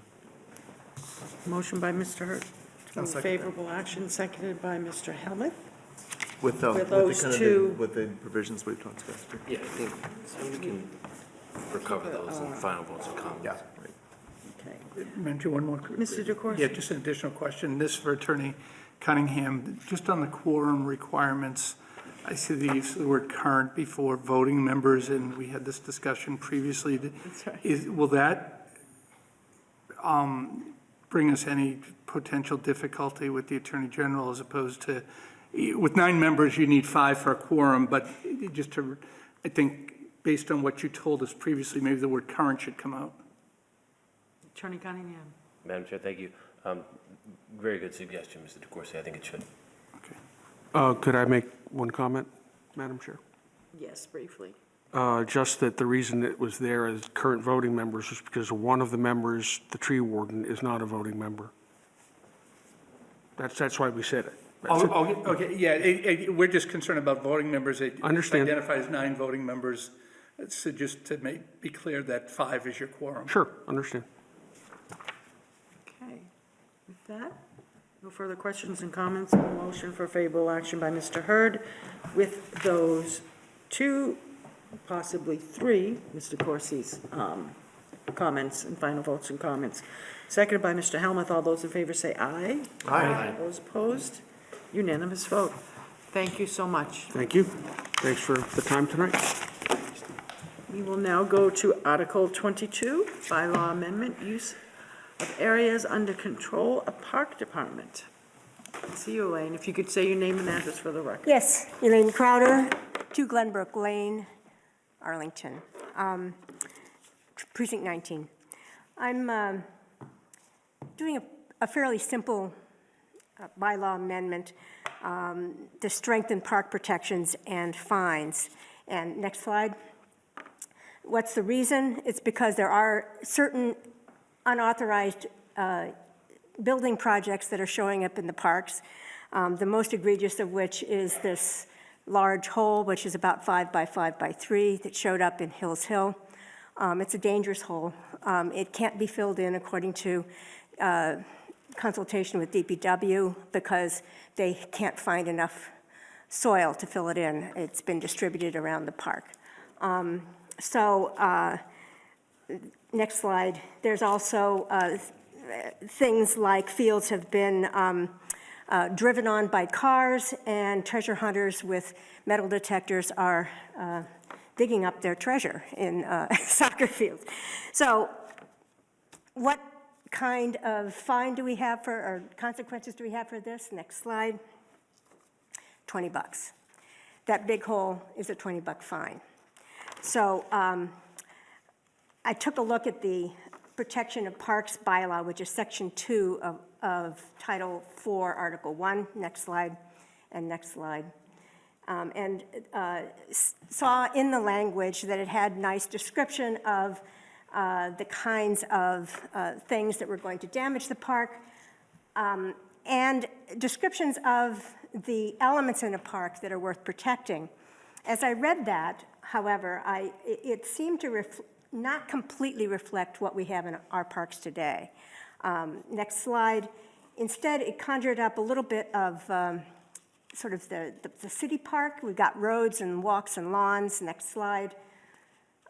Buildings and playground structures. Next slide. And signs and park benches.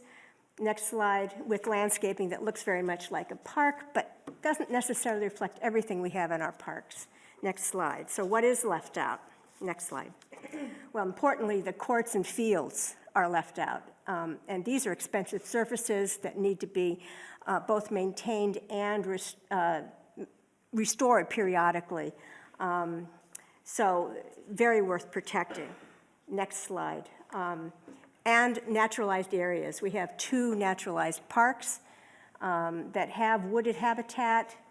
We have areas of parks that have these kinds of habitats, trails that are walkable but not paved. Next slide. Aquatic habitat with shorelines in several different parks. And next slide. A very important meadow and edge habitat up at Hills Hill that is the area where the woodlands is actually being restored. You can see in the foreground there small oak trees that are getting ready to provide trees of the future for mountain bikers. So I'm proposing that we add some of the language in red here. You can see that we've got the playing field and court surface language, but also adding in things that balance the built aspects of parks. We've got habitat to balance the buildings in parks, naturalized habitat and woodland, and of course wildlife that our parks are hosting and are very important to protect. If we go to the next slide, to the fines section, so instead of that $20, I'm proposing bumping it up to the $300 level that's already written in the bylaw. And one note, there is an error, an administrative error in the language of the current bylaw. It should be $300, not $200. And I'm assured by the town clerk that this can be done administratively and that this would be done before my amendments would be considered. So thank you. Next slide. And willing to take any questions. Great timing. Good job. Thank you. With that, I'll first ask if there's anyone in the chambers that would like to come up and make comments. So first, and if anybody's at home on Zoom after the two, I'm going to, I saw her first, then I'll take Steve's. Sorry. Yes. And if anyone's at home that would like to speak to this, you can raise your hand now and we'll get to you after we finish with the chambers. Name and address for the record. Hi, I'm Marina Popova, 255 Ridge Street. I'm also town meeting member for Precinct 13. I just wanted to ask you to please support this amendment because it is heartbreaking to see, how like those very few natural areas that we actually have in Arlington, how they can be vandalized and, and really damaged, for no reason. We are all striving so hard to plant more trees. We are trying to preserve mature trees. We are trying to preserve whatever we have, that, it's our health, our kids' health, this is what draws, everyone to Arlington. So please consider supporting this. This is, I think it's a very, very important amendment. Thank you. Thank you.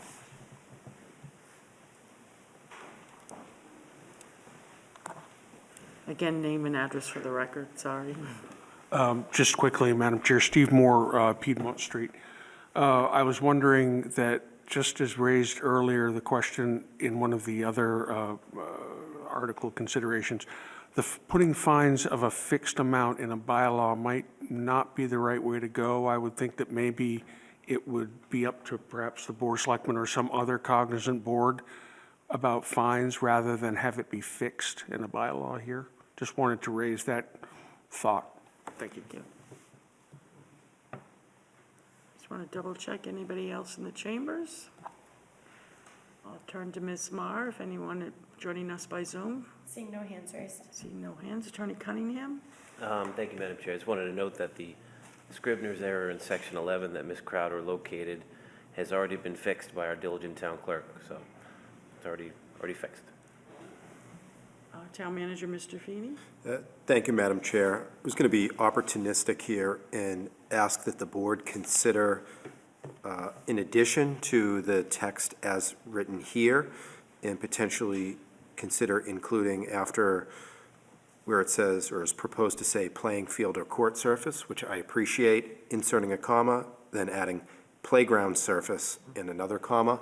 This is becoming an increasingly common phenomenon where park goers will tamper with that poured-in-place rubber surfacing that is incredibly expensive, as now we're using it in a much more widespread manner at our playground renovation projects for accessibility, but it's got two layers that bind together, and if there's any separation, we're finding it is incredibly common for people to start playing with it and start peeling back the layers, and once that's been done, that entire section needs to be cut out, and we need to bring in a professional from another part of the country to effectuate a fairly costly repair.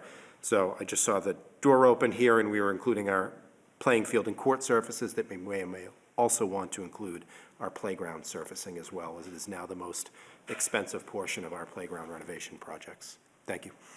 Thank you. I'll now turn to my colleagues. Mr. Hurd? Thank you for bringing this. I certainly, as a coach, am happy to see that our playing fields are included, and I might be overthinking this, and town council, you can correct me if I'm wrong, but would we insert some sort of language that other than normal wear and tear or use? Because, just in general, the use of a soccer field or baseball field in some way damages it.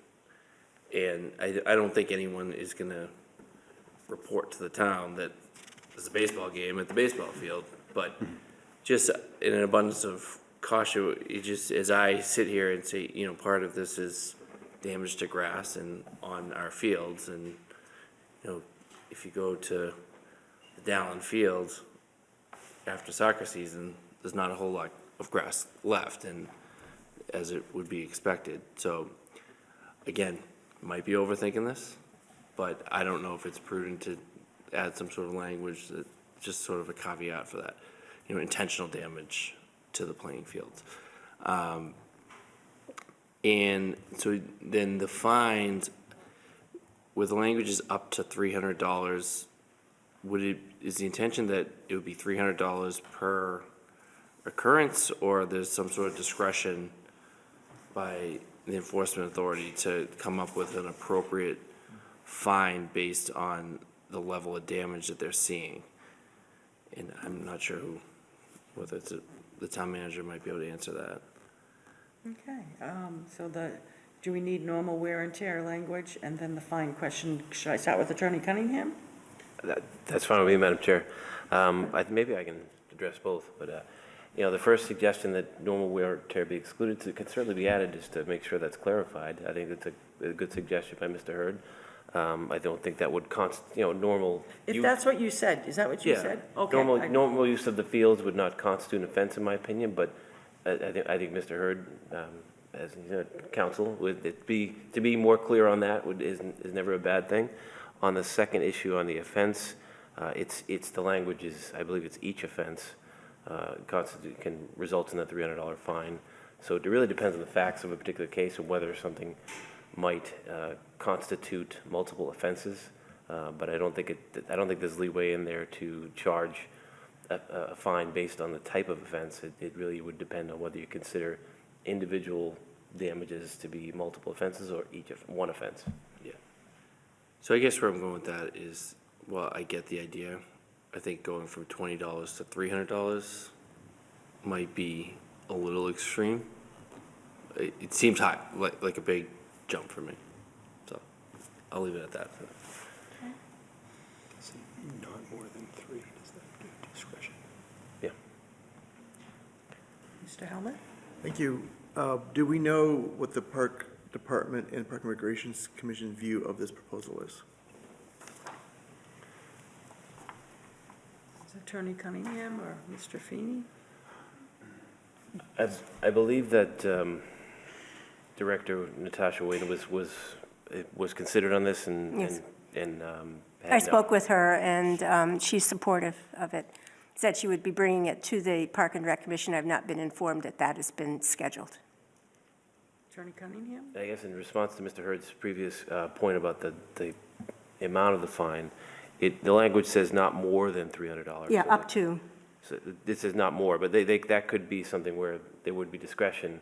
And I also note that that's already in our bylaw for sections 3C and sections 4. So violations of those provisions as of right now are $300. Does anybody know when the next Park and Rec Commission meeting is? Is it before the 23rd? I just, speaking from out of turn myself personally, I'd like to have them officially weigh in on it before I,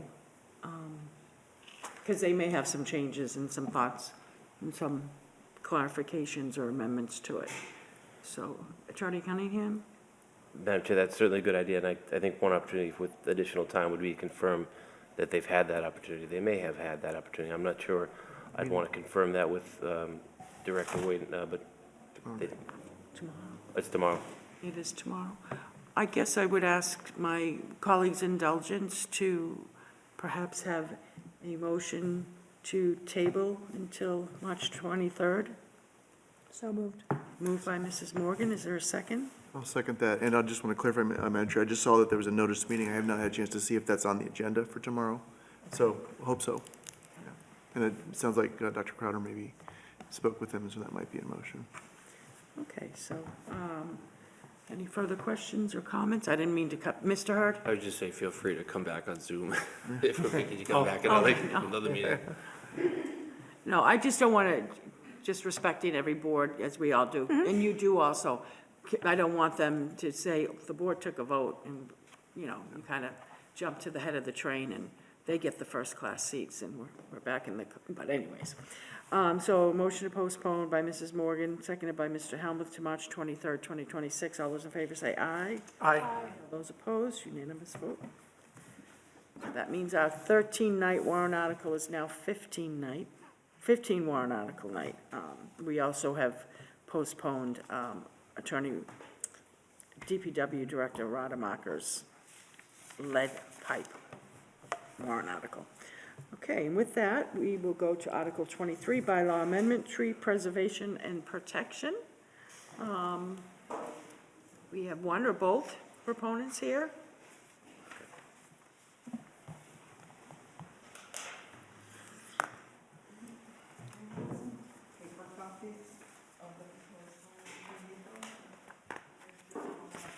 You already submitted them? Yeah, then they have them, but I'll be happy to take one. Thank you.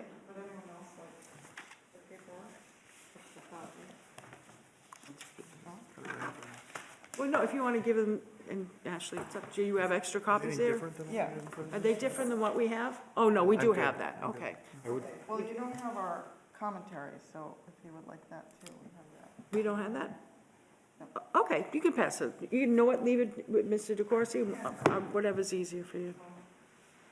Thank you. Thank you. Thank you.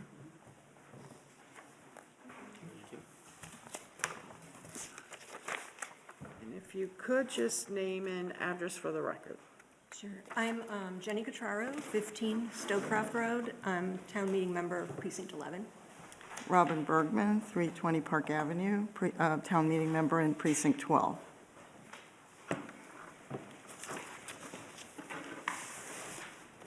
Pause right now, 1 second. To start, thank you all. Good evening, and thank you for inviting us here to share Article 23 with you and with the community. I'll get right into it. Arlington's tree preservation bylaw, which we just heard a little bit about, really laid some important groundwork in terms of protecting trees in town, and it attained some pretty significant results in the time since it was passed in 2016. But we've noticed that even with this bylaw in place, we still have been losing a pretty significant amount of our tree canopy, even in just the last 5 years. Next slide, please. What you're looking at here is a map put together with overhead GIS data showing that on the left, on average, Arlington lost about 7% of its tree canopy in 5 years, from 2018 to 2023. On the right, it's broken down by census tract, and some of those have lost a pretty significant amount of canopy. One was, I believe, 21%. The one highlighted was 16.5% of canopy in what I think is not a terribly long time. This is really important because tree canopy is the main mitigating factor we have for climate resilience and offsetting urban heat island effects, which we know is going to become more of an issue down the road. Next slide, please. And so to this end, we are proposing a very targeted addition to the current tree protection bylaw. Just for refresher's sake, the current bylaw protects trees that are 6 inches DBH and greater. DBH means diameter at breast height. This is a standard measure of tree size as well as age, carbon storage, and other factors. Those trees are protected within the setback area when construction or demolition is going on private property. Let's move on to the next slide. Oop. I think we're out of order. Can you go back one? Oh, are we missing one? Yeah, there should be a slide with graphs on it. Is this from today, the updated one I sent you from Friday? Okay, let's look ahead. This is, yes. So what we are proposing is to extend the protection of the tree bylaw to trees 10 inches diameter at breast height and greater beyond the setback area. So extending that to all trees on property. This would be a bylaw triggered the same way that the original bylaw is with construction or demolition. And it would involve just changing the definition of protected tree to include trees of this size.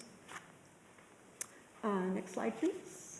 Here we go, that's what I was looking for. So this illustration really shows how effective our tree bylaw was or is within setbacks. On the left, what you can see is that over a 2-year period in Arlington, 2023 to 2025, only 14% of protected trees within setbacks were removed during construction or demolition projects.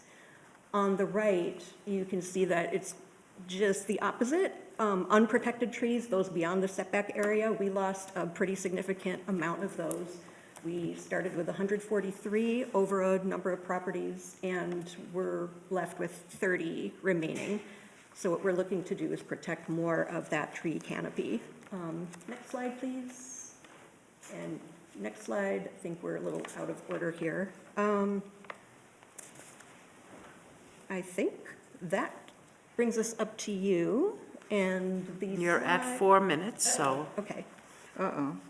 So can we go back to the slide that showed, back, one more, this one. Right. So Cambridge, Newton, and Brookline all protect trees at 6 inches DBH across all private property, not just during construction. Our proposal is much more conservative than all three.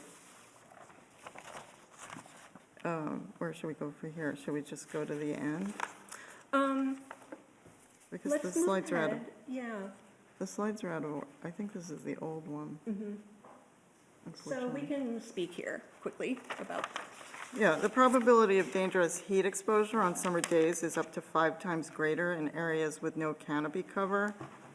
All trees contribute to the town's canopy. They're disappearing lot by lot, project by project, and can't be replaced quickly enough to meet the challenge of climate change. Scientists are telling us that it's critical to expand tree protection now to protect the climate, and we're running out of time. In order to be climate resilient, they even propose a 60% tree coverage, and we have like 17. So anyway, we must find a way to continue to build and protect the tree canopy. It's not either or. Our proposal simply adds protections to additional trees that when removed also require mitigation. the mitigation fees would go into the tree fund for replacements. So it's not a burden on responsible development, it's to recognize the benefit and significance of trees and to acknowledge that trees benefit the entire community. Trees truly are a public good. We respectfully ask for your support to move this article forward. Thank you. Thank you. Okay, I first will ask, you were just at about 7 minutes, so when you get to town meeting, you better tighten it up a little. And since you were at the end and you waited, I was a little extra lenient with the Thank time. you, So thank you. everyone will be kind to me. So first I'll ask if there are any people in the chambers who would like to speak to warrant Article 23. If you want to take a seat over there. And then, once we finish, you can come back. Okay. Name and address for the, and I only keep saying everybody's name in No, case I somebody understand. goes for a transcript, and that's all. Go. No problem. Steve Moore, Piedmont Street, also a co-chair of the tree committee. Just wanted to briefly say that this group came before us to discuss what they wanted to do, and this was a little heartbreaking for us because our hearts and desires were very much with what they want to do here.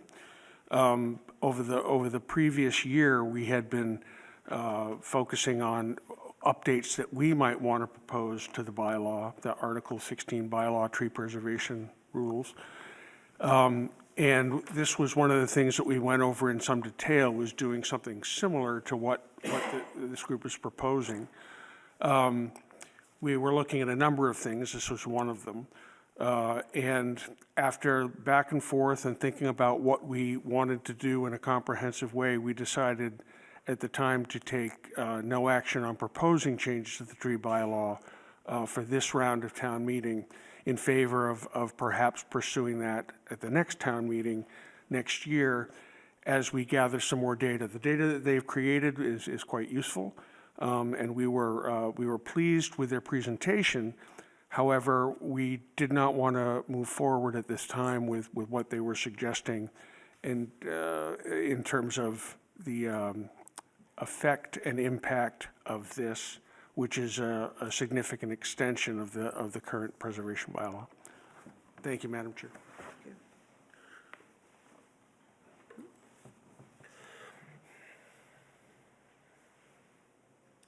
So Keith Schnebley, 78 Webb Camet Road, co-chair of the Arlington Tree Committee. I don't want to, what Steve said totally applies here. I think just speaking as a private citizen, I do support what they've done in the detailed data. I'm a data wonk, and I really enjoy working with people who do this much digging. What they're showing does reflect decline in our tree canopy, which has a lot to do with the age and health of the tree canopy. We have several programs in place, including the last 8 years of planting under the tree management plan, which is starting to mitigate the tree canopy. That's one thing. And that what their data shows around what we've protected in the setbacks is really true. We used to have developers who wanted to take down these trees, and mostly now what we get is developers who are protecting trees. So there's a lot to do. I would look forward to working with them. I especially would love to come up with a comprehensive proposal. But just as Steve mentioned, we did take it under consideration, did not propose it as a tree committee. So personally, really thank you very much for doing all this. But as the tree committee, just reiterating that we didn't advance this. Thank you. Thank you. I guess I'll turn now, if there's anyone joining us by Zoom, if you could raise your hand now if you'd like to speak to warrant Article 23. Seeing one hand raised, I'll promote them now. Thank you.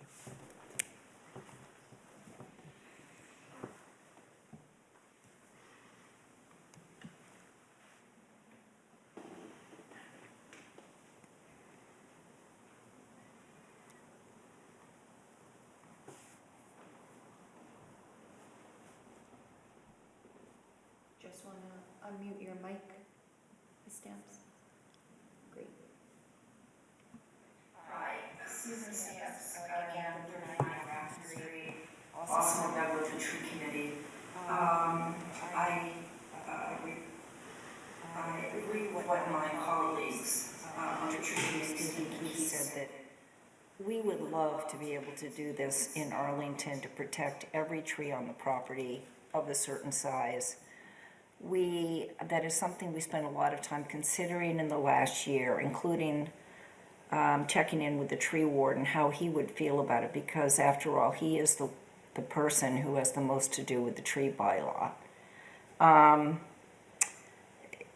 Our tree department is very small. We have the tree warden who's kind of responsible for policy and looking at the plans, dealing with the builders, what are they going to do on the property regarding trees. He's the only one who has that job. The other people in the tree department, they're tree climbers. They repair trees, cut limbs, and generally keep things nice on our streets.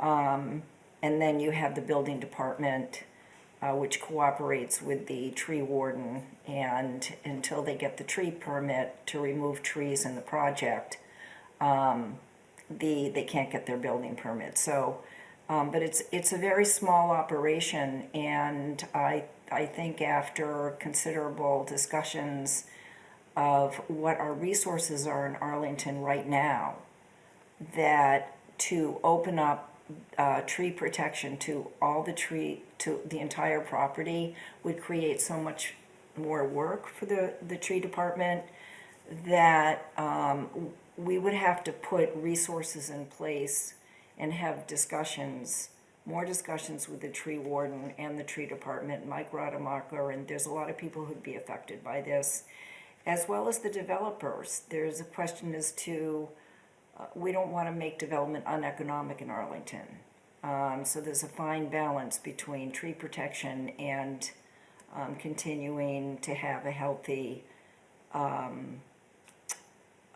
development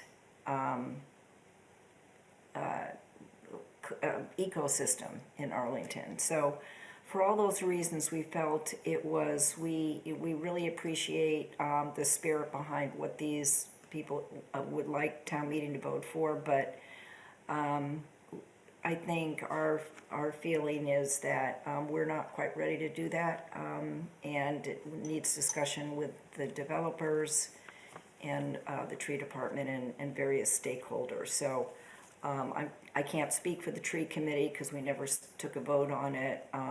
So I'll just say that that's my personal opinion based on what our discussions have been. Thank you. Thank you. Seeing no other hands raised? Seeing no other hands raised, thank you. Thank you. Attorney Cunningham? Thank you, Madam Chair. Yeah, this really alters the tree preservation protection bylaw by creating a situation where protection for trees would expand beyond the setback, and that would be the entire property. I had some question whether it was legally permissible. It's the fact that Somerville and Cambridge do it is great, but as we talked about before, that doesn't go before the Attorney General's office. But I did find that Brookline, another town, is most relevant to the board's discussion. So to the extent that the board wants to consider this and move it forward to town meeting, it's legally permissible because the AG's office did approve that. And as the proponents noted, I believe that was a smaller protection level in terms of a tree. I think it was 6.5 dBH as opposed to the 10 dBH that's in the proposed language from the proponents. Thank you. All set. I'll now turn to my colleagues. Any comments, questions?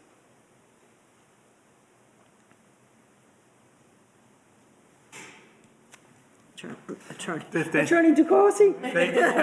Thank you, Madam Chair, and thank you for the proponents for bringing this forward. And I really appreciate the comments from the tree committee members that are here too. And that is a good, going back just one warrant article, why we want to hear from the Park and Recreation Commission. It's helpful to inform our decision. And I had concerns about expanding this right now. And I personally feel like I need more information in order to make a recommendation. And one of the things I'd ask if we, as we go forward, is what developments where private trees were removed were under the jurisdiction of the ARB, the Zoning Board of Appeals or Conservation Commission, where that may have been contemplated, because there is a waiver, even if this gets expanded. So in what type of situations where was that already contemplated, not through the bylaw, but through a proposed development going forward? But I think, for me, I would need more information before I would be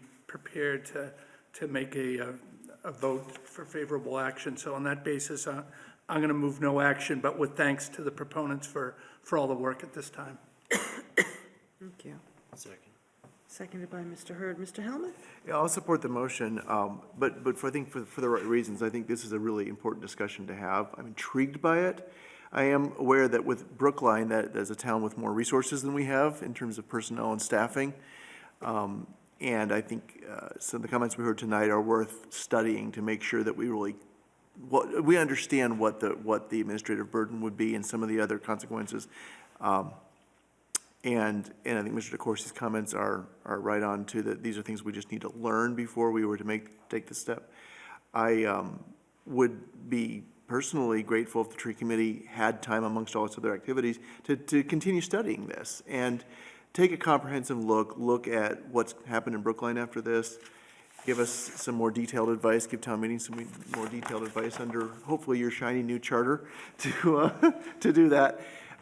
Because I wouldn't mind looking at this again. I don't feel like we're quite there. I will make one comment that, I love to be data-driven. I think we've made a good start with data. It occurs to me, and I'm just speculating now, but there may be a difference in terms of, I think we saw the protected trees in the setback area versus not, and the loss of those in construction projects, that they may not be entirely equivalent. The setback areas tend to be in the margin of the property. And I'm going to guess that in many cases for a redevelopment project or a big addition, that trees outside the protected, outside the setback in the backyard are just more likely to be in the way of putting that addition on a house or building a larger house. And so I don't know, and I think something I'd love for the tree committee to try to grapple with is how can we predict how effective this would be? And I guess what I'm getting at is I like the idea of encouraging, this tree bylaw is about encouraging people to keep a tree when you can, right? And that's a glorious thing, right? And it's worked. It's worked, I think, in the setback areas because those are areas where the public benefits from the shade, and there are areas that are easier to retain. But if you're going to put a big addition on your house or build a bigger house, it may not be possible. And so what we may actually be doing is just making people pay money to do the project and they're going to take those trees out anyway. That's not necessarily a bad outcome. I just want to have clarity that is this going to save those trees that are in the way, or is it just going to impose an additional incremental cost onto the project? I don't know, and I think if there's any way to try to divine that, that would be interesting information if we saw this again next year. So just my thoughts. Thank you. Any further questions or comments? If not, on a motion of no action by Mr. Corsi, seconded by Mr. Hurd, all those in favor say aye. Aye. All those opposed, unanimous vote. Warrant article hearings are closed. We now go to February 12th, 2026, final votes and comments.